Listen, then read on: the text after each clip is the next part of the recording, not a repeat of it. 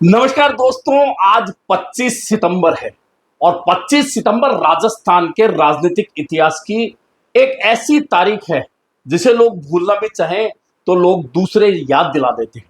दरअसल इस 25 सितंबर से पहले 12 जुलाई ऐसा समय है जो इसके साथ में मिला हुआ है। वह ठीक 2 साल पहले का समय है, यह 2 साल बाद की तारीख है। लेकिन इन दोनों तारीखों में समावेश इतना है कि राजस्थान के राजनीतिक इतिहास में ये अंकित हो गई है। एक तारीख से बगावत निकल कर आई और एक तारीख से गद्दारी निकल कर आई। अब कौन कितना सही है? क्या बगावत सही थी, क्या गद्दारी सही थी? क्या उन दोनों शब्दों को राजनीति में वह पार्टी आज भी याद करती है जिस पार्टी में बगावत और गद्दारी दोनों हुई? अब जिन्होंने की, क्या वे अपने आप को वैसा मानते हैं? अब बात करें 25 सितंबर क्यों याद आती है, तो आपको याद होगा यही जयपुर था। 25 सितंबर 2022 का समय था। कांग्रेस आला कमान मल्लिकार्जुन खड़गे और अजय माकन को पर्यवेक्षक बनाकर जयपुर भेजता इसलिए है कि जयपुर जाएं, कांग्रेस विधायकों से रायशुमारी करें और रायशुमारी करके कांग्रेस आला कमान को बताएं। उस दिन ठीक सुबह मुख्यमंत्री तत्कालीन अशोक गहलोत तनोट राय माता पहुंचते हैं। तब तक सब कुछ बड़ा शांत चल रहा होता, लेकिन शाम को जैसे ही विधायक दल की बैठक का समय होता है, तूफान उठता है।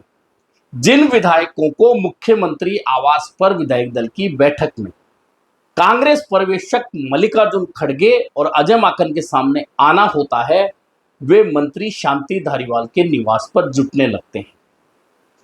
और गिनती के विधायक, जिनमें खुद मुख्यमंत्री अशोक गहलोत, दिव्या मदेरणा, परसराम मोरदिया, राम नारायण मीणा, दीपेंद्र सिंह शेखावत, राजेंद्र गुडा और फिर सचिन पायलट के साथ में 7 विधायक, यानी कि कुल मिलाकर यह संख्या 12-15 से ऊपर नहीं पहुंचती जो विधायक दल की बैठक के लिए पहुंचते।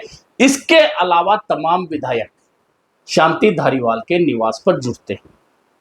अब जब विधायक दल की बैठक में आएंगे ही नहीं, तो विधायक दल की बैठक होगी भी कैसे? तो 25 सितंबर का वह दिन, इससे आगे बड़ी बात, वे विधायक शांति धारीवाल के घर मीटिंग करते हैं और सीधे विधानसभा अध्यक्ष सीपी जोशी के सरकारी आवास पर पहुंच जाते हैं। आवास पर आकर अपने इस्तीफे सौंप देते हैं, कहते हैं कि हम ये तमाम इस्तीफे आपको सौंपते हैं। अब इससे जो निकल कर आया वह बहुत बड़ी महत्वपूर्ण बात थी कांग्रेस में।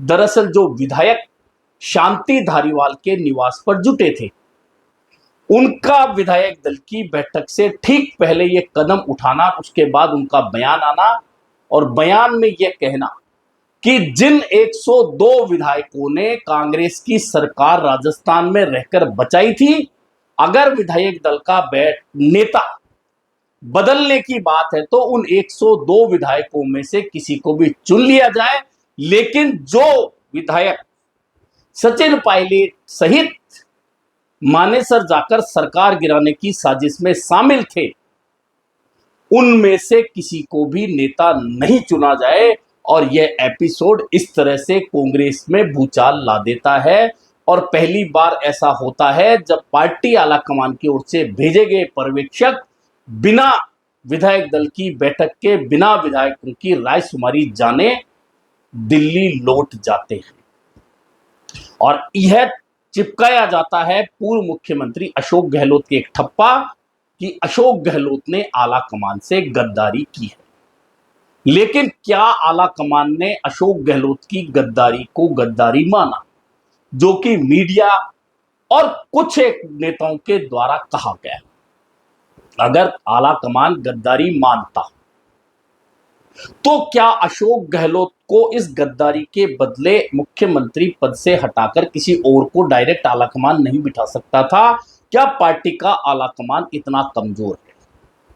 दो ही सवाल हैं कि पार्टी का आला कमान कभी कमजोर हो नहीं सकता, क्योंकि आला कमान जिस नाम पर मोहर लगाएगा, विधायकों की संख्या सीधी उसके पीछे आकर बैठ जाएगी। लेकिन चूंकि अशोक गहलोत 25 सितंबर 2022 से लेकर दिसंबर 2023 जब तक विधानसभा चुनाव होने के बाद, परिणाम आने के बाद भाजपा को बहुमत नहीं मिल गया, तब तक राजस्थान के मुख्यमंत्री रहे। यानी कि पार्टी आलाकमान ने उन तत्कालीन परिस्थितियों को देखते हुए अशोक गहलोत को गद्दार नहीं माना। यह 25 सितंबर का घटनाक्रम रहा।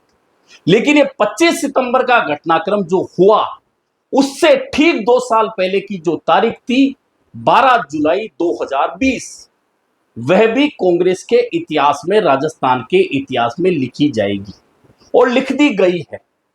जिस दिन सचिन पायलट 18 विधायकों को लेकर न सिर्फ मानेसर जाकर बैठ जाते हैं, बल्कि वहां से एक फरमान जारी कर देते हैं, 30 विधायक मेरे पास, अशोक गहलोत सरकार अल्पमत में। कांग्रेस सरकार थी वह, अशोक गहलोत सरकार नहीं थी, लेकिन अशोक गहलोत अल्पमत में मेरे पास 30 विधायक का फरमान जारी कर देते हैं। उसके बाद भगदड़ मचती है और विधायकों को लेकर अशोक गहलोत सीधे बाड़ेबंदी में चले जाते हैं।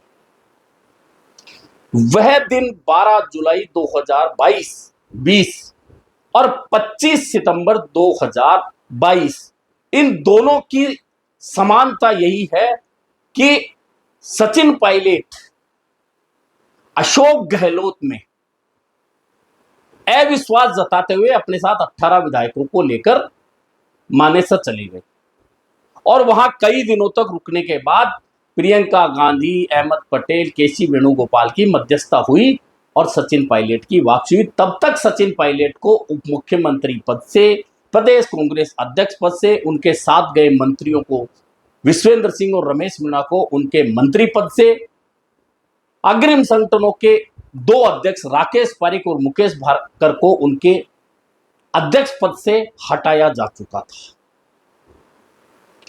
और इस तारीख जो 12 जुलाई 2020, जिसे बगावत की संख्या दी गई कि पार्टी की सरकार गिराने के लिए सचिन पायलट अपने साथ विधायकों को लेकर मानेसर चले गए, और उसके बाद जो बयानबाजियां हुई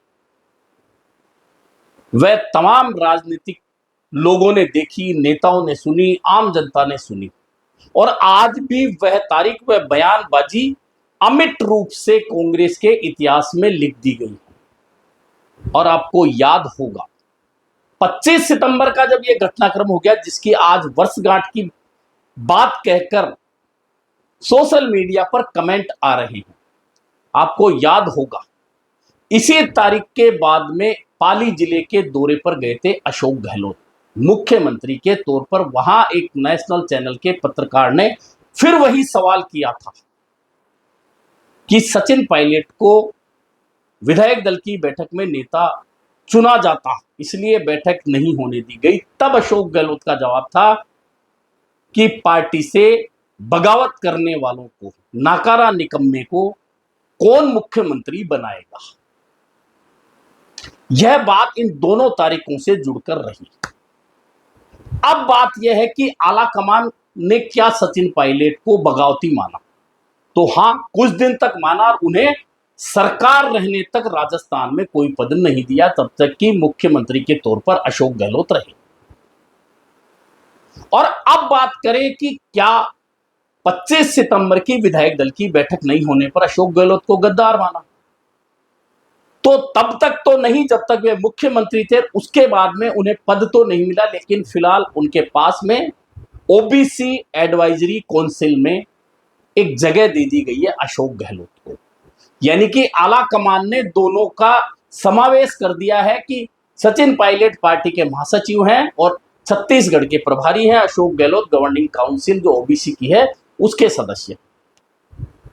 लेकिन अब इन दोनों तारीखों की चर्चा इसलिए हो रही है कि आपको याद होगा नरेश मीणा का प्रकरण इससे क्यों टकराया, क्यों ये चर्चाएं आ गई। नरेश मीणा के प्रकरण में अशोक गहलोत ने सहानुभूति जता दी, लेकिन सचिन पायलट ने एक शब्द भी नहीं बोला। हालांकि समर्थकों की ओर से प्रचारित किया गया कि सचिन पायलट ने टेलीफोन पर बात कर ली। अब समर्थकों की ओर से जताया गया है यानी कि यह जताने के लिए भी कुछ छुटभइये समर्थकों की जरूरत सचिन पायलट को पड़ी है। अब यह बात क्यों आई जो 25 सितंबर की और बगावत की गद्दारी की, तो वह इसलिए आई कि एक सरपंच अजय राज पीलोदा ने वीडियो जारी करा और वीडियो के बाद में सचिन पायलट समर्थकों की प्रतिक्रियाएं हुई। प्रतिक्रिया के बाद में अजय राज के एक के बाद एक के बाद एक के बाद एक इतने सारे वीडियो सोशल मीडिया पर तैरने लगे जिनमें सचिन पायलट को लेकर इतने सवाल उठा दिए कि सचिन पायलट अगर खुद एक एक का जवाब देना भी शुरू करे तो कई महीने लग जाए।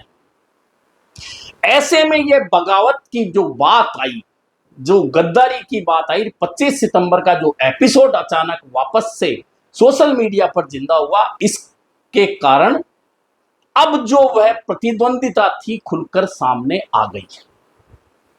अब यहां कांग्रेस के मामले में एक बात फंसती है कि एक तरफ बगावती है, एक तरफ गद्दार है। अब दोनों में से किसे पार्टी चुने आगे के लिए? अगर बगावती को चुनती है तो गद्दार वाले लोग साथ नहीं देंगे, ये तय है।